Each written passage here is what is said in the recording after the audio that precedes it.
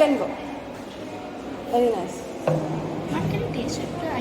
I'm not sure this can be. Egg is there because Radha is there. Yeah. No, No, it's sure. yes, ma'am. This is with dry pumpkins. Oh. Huh? Huh? Dried pumpkins. It's a tutti frutti buddy.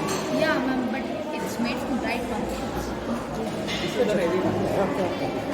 Oh, But it's very nice. Nice. It's not, I'm not sure egg is there. I'll take ma'am because you're in rush. Very chocolatey, nice. That's why it's named chocolate. I know. Very nice. Very nice. I'll keep it here. Ma'am, so like, where should I like? Keep it back in your place. Your Hello, my name is Abhi from 4CTRS. I have made bhel puri here.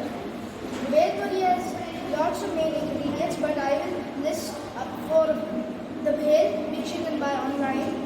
Then I have tomatoes, onions, and the coriander. Coriander.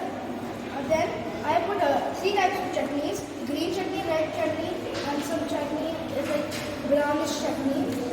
After that, I have decorated with this coriander, tomatoes, the puri. Now it looks good.